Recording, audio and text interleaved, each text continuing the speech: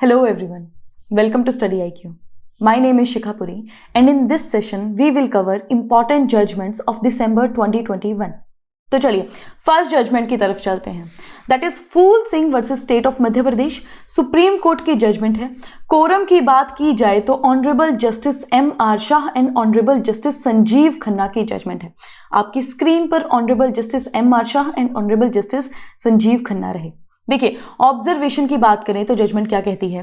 The supreme court reiterated that a rape accused can be convicted on the sole testimony of prosecutrix if she is found to be credible and trustworthy. देखिए अब इस judgement में हमें pointers क्या उठाने हैं. सबसे पहले सेक्शंस की बात करनी है. बेसिक अपना क्लियर होगा तभी जजमेंट समझ में आएगी. And what is the basic.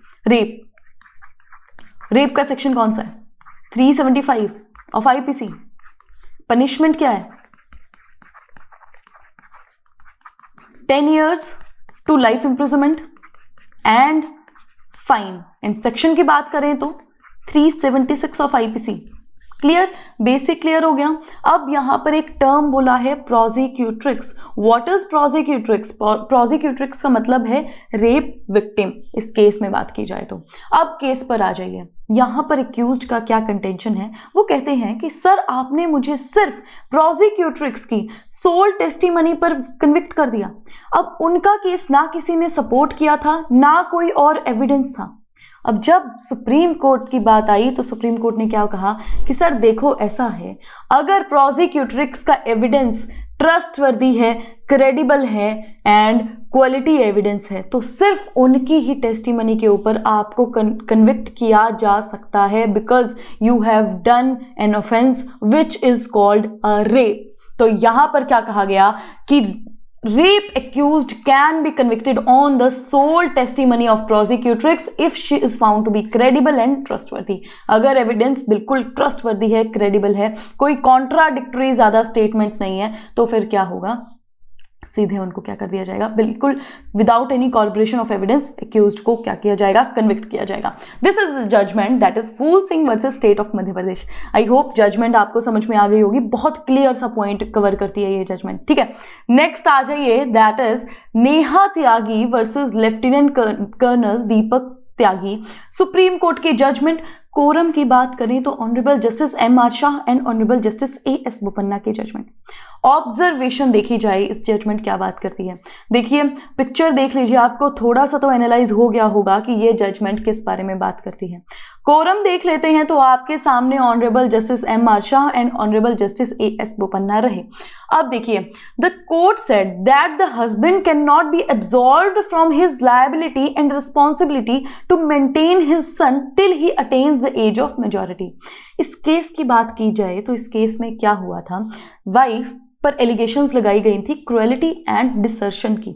Desertion माने तो मतलब कि अगर आपका स्पाउस आपको छोड़कर चले गए, अपनी सारी रिस्पॉन्सिबिलिटीज को छोड़कर चले गए विदाउट योर कंसेंट और कोई रीजनेबल ग्राउंड भी नहीं था, उसको क्या कहा जाता है. डिसर्शन कहा जाता है and it is the ground for divorce. तो यहां पर इन पर ये एलिगेशंस लगी थी. लेकिन सुप्रीम कोर्ट ने ये बात ऑब्जर्व किया कि जो कपल है वो 2011 से ही क्या अलग रह रहे हैं और हस्बैंड ने तो दूसरी शादी भी कर ली है. तो ये मैरिज तो बिल्कुल ब्रेक डाउन हो चुका है इस मैरिज का. तो यहां पर तो डाइवोर्स ग्रांट कर ही दिया. बट सुप्रीम कोर्ट ने एक और ऑब्जर्वेशन की कि चाहे कोई भी सिनेरियो हो हस्बैंड और वाइफ का, जितना मर्जी डिस्प्यूट हो, लेकिन बच्चा जो है वो सफर नहीं करना चाहिए इस सारे डिस्प्यूट में. तो जो फादर है वो अपनी रिस्पॉन्सिबिलिटी निभाएगा जब तक बच्चा क्या अटेन नहीं कर जाता, मेजॉरिटी की एज अटेन नहीं कर जाता. तो सुप्रीम कोर्ट ने यहां डिक्री तो दे दी किस चीज की, डाइवोर्स की. बट यहां पर हस्बैंड को कहा कि पर मंथ आप कितना पे करोगे, 50,000 पे करोगे टू चाइल्ड. ठीक है. ये बात की गई. देखिए क्या लिखा है. Whatever be the dispute between husband and wife, a child should not be made to suffer. The liability and responsibility of the father to maintain the child continues till the child's son attains the age of majority. जब तक जो बच्चा है वो majority attain करेगा तब तक तो क्या करना है, फादर को अपनी रिस्पॉन्सिबिलिटी जो है वो मेंटेन करनी है, निभानी है. This was the judgment that is Neha Tyagi versus lieutenant colonel Deepak Tyagi. Judgment का नाम. नेक्स्ट आ जाइए. That is Tejuddin versus state of Assam supreme court की जजमेंट। कोरम की बात की जाए तो justice Sanjay Kishan Kaul and justice M Sundresh आपकी स्क्रीन पर ऑनरेबल जस्टिस रहे। देखिए आपस में बहुत बढ़िया बात कर रहे हैं, कॉन्वर्सेशन कर रहे हैं, बढ़िया आराम से कुछ कॉन्वर्सेशन चल रही होगी, हंस के बात कर रहे हैं, मज़ा आ जाता है। ऐसी फोटोज़ को देख के हमें मोटिवेशन मिलती है कि कल को जब हम ऐसी पोजीशन पे पहुंचेंगे, आप लोग हमारे साथ पहुंचेंगे, तो फिर आप भी ऐसे ही मुस्कुराया करेंगे, ऐसे ही कॉन्वर्सेशन में हिस्सा लेंगे।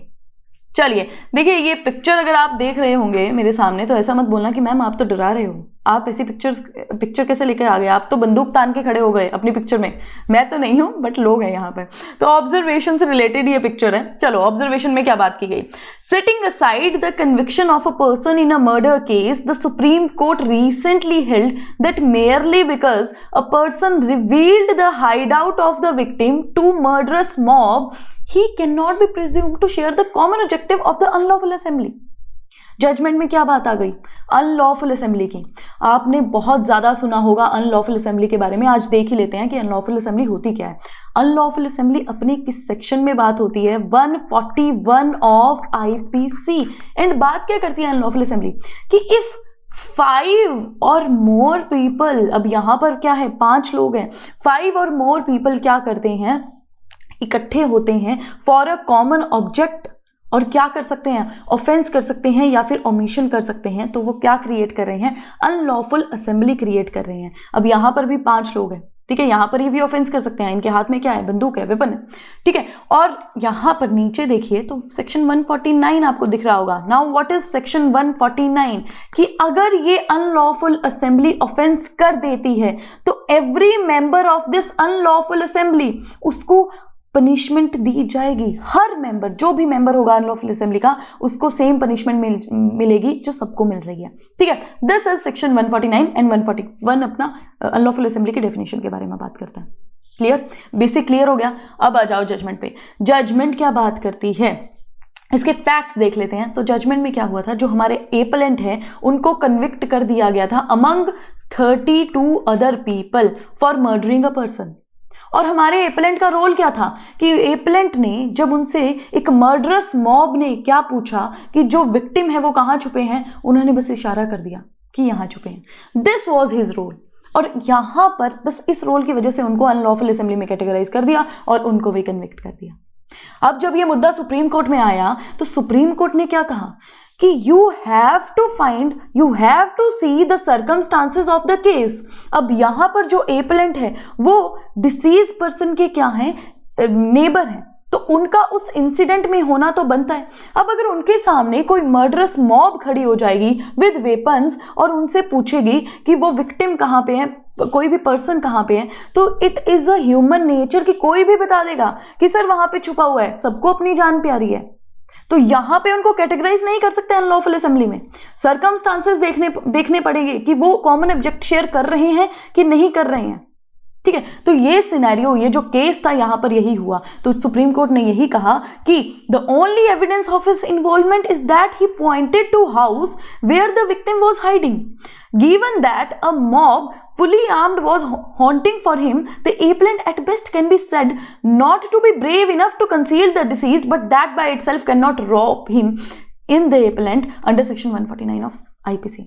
ये यही कहा यहाँ पे जजमेंट ने कि ठीक है, उनको ये कह दीजिए कि वो पर्सन इतने ब्रेव नहीं थे कि वो ये बात नहीं छुपा पाए। अब ये जो ब्रेवनेस है ना, कोई भी नहीं दिखा सकता कि अगर 5 से ज्यादा लोग उनके सामने वेपन लेके खड़े हुए हैं। अब आप देख लो यहाँ पर ये जो 5 लोग तस्वीर में हैं, ये आपके सामने इतना वेपन लेके खड़े हुए हैं, ठीक है। इन्होंने बंदूक खड़ी हुई है और आपसे पूछ रहे हैं कि कोई भी जो आपका दोस्त भी है, चलिए दोस्त तो नहीं, आपके जो नेबर है वो कहाँ पे छुपे हैं, आप बता ही दोगे।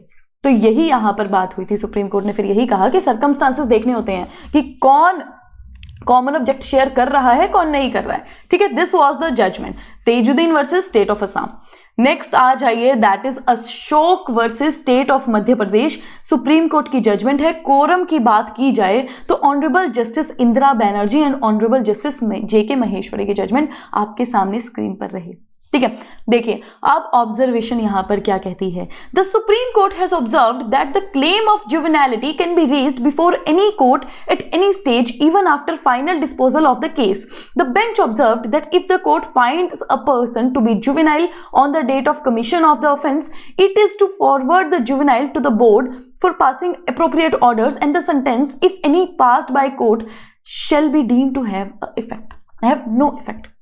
ये सारी की सारी जो ऑब्जर्वेशन है ना, वो कौन से सेक्शन बात करता है, section 7A of JJ act, that is juvenile justice act. यहां पर पूरा का पूरा ये ऑब्जर्वेशन सेक्शन 7A बात करता है. अब जुवेनाइल जस्टिस एक्ट की बात हो गई है, तो हु इज जुवेनाइल सबसे पहले ये पता होना चाहिए. तो a child under the age of 18 years is a juvenile, ये बात करता है हमारा जुवेनाइल जस्टिस एक्ट. ठीक है, अब सेक्शन 7A क्या बात करता है, because observation is same as section 7A. तो क्या बात करता है कि जो जुवेनालिटी का क्लेम है, you can claim that thing, आप किसी भी कोर्ट में कर सकते हैं, किसी भी स्टेज में जाकर कर सकते हैं. ठीक है, कि प्रोसीजर बताया गया है सेक्शन 7A में कि अगर किसी पर्सन ने ये क्लेम ले लिया, किसी ने ऑफेंस किया और कोर्ट में जब मामला उनके पास, जब जज के पास आया, तो एक्यूज्ड ने क्या डिफेंस लिया कि मैं क्या हूं, जुवेनाइल हूं. जब ऑफेंस हुआ मैं क्या था, जुवेनाइल था. तो यहां पर अब कोर्ट क्या करेगी, सारे सर्कमस्टांसेस देखेगी, सारे एविडेंस देखेगी, और अगर ये कंसीडर हो जाता है, ये क्लेम हो जाता है कि यस ही वॉज जुवेनाइल, तो उन पर्सन को क्या किया जाएगा, उन जुवेनाइल को जुवेनाइल जस्टिस बोर्ड में शिफ्ट कर दिया जाएगा, फॉरवर्ड कर दिया जाएगा. और अगर कोर्ट ने कोई भी सेंटेंस पास कर दिया होगा उनके खिलाफ, तो उस सेंटेंस का कोई इफेक्ट नहीं रहेगा. ये सेक्शन 7A बात करता है. और ये भी बात की गई है कि वो किसी भी कोर्ट में आप कर सकते हो क्लेम, किसी भी स्टेज में कर सकते हो. कि आप हाई कोर्ट में फर्स्ट टाइम कंटेंशन दे रहे हो कि I was juvenile when I have done this offence, तब भी क्या होगा, वो क्लेम कंसीडर किया जाएगा. सुप्रीम कोर्ट में सबसे पहले जाकर आप कंटेंशन देखने लग गए, तब भी वो कंसीडर किया जाएगा. फिर सुप्रीम कोर्ट देखेगी कि ऑब्वियसली आप हो जुवेनाइल या फिर नहीं हो. ये हमारा सेक्शन 7A बात करता है. और जुवेनाइल जस्टिस रेट्रोस्पेक्टिव है, मतलब इससे पहले भी अगर कोई जुवेनाइल जो था उन्होंने ऑफेंस किया था, तो ये जो एक्ट है उन पे अप्लाई होगा. ठीक है, आई होप आपको क्लियर हो गया होगा जजमेंट, और बेसिक अपना क्लियर हो गया होगा. That is Ashok versus state of Madhya Pradesh की जजमेंट में. ठीक है, ये देखिए आपके सामने तस्वीर भी रही, देख लीजिए. चलिए नेक्स्ट आ जाता है Bhagchandra versus state of MP supreme court की जजमेंट. कोरम की बात की जाए तो honourable justice BV Nagarathna, honourable justice L Nageswara Rao and honourable justice BR Gavai की जजमेंट. ऑब्जर्वेशन क्या बात करती है, अच्छा आपके स्क्रीन पर हमारे जस्टिस रहे. चलिए ऑब्जर्वेशन क्या कहती है ये judgment. The bench while commuting the sentence of death penalty and converting it to rigorous imprisonment for 30 years observe that since the appellant comes from a rural and economic background and has no criminal antecedents, he cannot be called a hardened criminal and this was his first offence. अब इस judgement में क्या बात की गई, इस judgement में sentence को क्या कर दिया, कम्यूट कर दिया. डेथ पेनल्टी को किस में ट्रांसफर कर दिया, 30 years ऑफ जेल में कम्यूट कर दिया.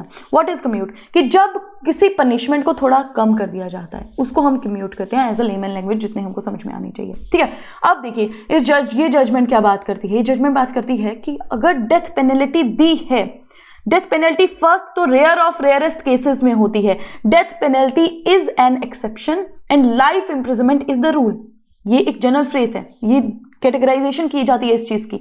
अब अगर आप डेथ पेनल्टी दे रहे हो तो किन किन पॉइंटर्स को देखा जाना चाहिए. सिर्फ यही नहीं देखोगे कि ऑफेंस कितना हीनियस है, सिर्फ यही नहीं देखोगे कि कितनी ब्रुटैलिटी हुई है, बट और भी फैक्टर्स हैं जो आप देखोगे. और वो क्या फैक्टर्स हैं कि जो ऑफेंडर हैं उनका सोशियो इकोनॉमिक बैकग्राउंड कैसा है, उनका स्टेट ऑफ माइंड कैसा है, वो फर्स्ट टाइम ऑफेंडर हैं या फिर वो सेकेंड टाइम ऑफेंडर है, ये सब कुछ देखा जाएगा. उसके बाद आप डेथ पेनल्टी दोगे. और इस केस में कोर्ट ने क्या ऑब्जर्व किया, जो एपेलेंट हैं वो रूरल एंड इकोनॉमिक बैकग्राउंड से आते हैं and has no criminal antecedents and he cannot be called a hardened criminal and this was his first offense. इसलिए उनकी डेथ पेनल्टी को किस में कम्यूट कर दिया गया, 30 years की रिगरस इम्प्रिजनमेंट में कम्यूट कर दिया गया.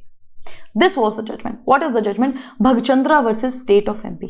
चलिए नेक्स्ट जजमेंट पे चलते हैं, that is Budhadev Karmaskar versus state of West Bengal. Supreme court की जजमेंट। कोरम की बात की जाए तो honourable justice LN Rao, honourable justice BR Gavai and honourable justice BV Nagarathna आपकी स्क्रीन पर। अच्छा, अभी हमने ये वाली फोटो लगाई थी, आप ये फोटो देख लीजिए। ऑब्जर्वेशन क्या कहती है ये judgment? The supreme court directed the state governments in union territories to commence the process of issuance of ration cards, voter identity cards immediately to sex workers. अब इस जजमेंट में क्या कहा गया था कि सेक्स वर्कर्स को आप इमीडिएटली क्या कीजिए, वोटर कार्ड उनको दीजिए, उनका राशन कार्ड बनवाइए। ये डिफरेंट स्टेट्स और यूटीज को डायरेक्शंस दी गई थी। अब इस जो जजमेंट है उसकी बैकग्राउंड की बात करें तो देखिए, इन जुलाई 2011 एक कमेटी बिठाई गई और उस कमेटी को क्या क्या एडवाइस करना था? Issues relating to prevention of trafficking first, second rehabilitation of sex worker who wish to quit sex work. उनको क्या एडवाइस करना था कि ट्रैफिकिंग को कैसे प्रिवेंट किया जा सकता है, ऐसे कौन से सेक्स वर्कर्स हैं जो क्विट करना चाहते हैं अपना प्रोफेशन, उनको रिहेबिलिटेट किया जाएगा। And the conditions conducive for sex workers to live with dignity in accordance with article 21 of the constitution, कि ऐसी कौन सी कंडीशंस हैं जो देनी चाहिए सेक्स वर्कर्स को कि वो अपनी लाइफ को विद डिग्निटी के साथ जिए। ये कमेटी बिठाई गई और उनको इन मुद्दों पर क्या करना था, एडवाइस देनी थी। अब जब कमेटी की रिकमेंडेशंस आई, और कब आई, सितंबर 12, 2011 में आई एक इंटरिम रिपोर्ट के माध्यम से। तो क्या क्या रिकमेंडेशंस आई? फर्स्ट, कि उनको लीगल स्टेटस दीजिए, सेक्स वर्कर को लीगल स्टेटस दीजिए और उनको क्या प्रोवाइड कीजिए, राशन कार्ड प्रोवाइड कीजिए, वोटर कार्ड प्रोवाइड कीजिए, पैन कार्ड प्रोवाइड कीजिए। नेक्स्ट क्या रिकमेंडेशन आई कि सेक्स वर्कर जो हैं वो भी सिटीजन हैं कंट्री के, तो उनको आप वोटर आइडेंटिफिकेशन कार्ड दीजिए एंड उनके जो चिल्ड्रन हैं उनको आप एडमिशन करवाइए, मतलब उनके एडमिशन होनी चाहिए in the recognised government schools और इवन प्राइवेट स्कूल्स ऑल्सो। तो ये सारी की सारी रिकमेंडेशंस आई और भी कुछ रिकमेंडेशंस थी। मतलब बेसिकली द पर्पस इज कि they are also a citizen of India, तो उनके साथ ये डिस्क्रिमिनेशन क्यों? तो इसीलिए, और ये 2011 में ही पैनल ने, उसके बाद ये जो कमेटी आई थी उसके बाद उन्होंने ये डायरेक्शंस दे दी थी किसको, स्टेट गवर्नमेंट्स एंड यूटी को। लेकिन सुप्रीम कोर्ट ने फिर इस केस में कहा कि we are not finding any reasons कि ये जो डायरेक्शंस दी गई थी उनको इंप्लीमेंट अभी तक क्यों नहीं किया गया। तो तभी सुप्रीम कोर्ट ने इस जजमेंट में कहा कि विद इमीडिएट इफेक्ट जो स्टेट गवर्नमेंट्स हैं और यूटीज हैं उनको इन डायरेक्शंस को फॉलो करना पड़ेगा, ठीक है। और ये भी कहा कि जब तक इनका राशन कार्ड नहीं बन जाता तो ड्राई राशन इनको प्रोवाइड कीजिए। This was the judgment. What was the judgment? Budhadev Karmaskar versus state of West Bengal. I hope ये सब जजमेंट्स आपको समझ में आई होंगी। कोई भी क्वेश्चन है please guys let us know, comment section में बता दो कि आपको लॉ से रिलेटेड क्या आपको चीज चाहिए। We will provide you, we are there for you, ठीक है। चलिए गाइज, तब तक थैंक यू सो मच।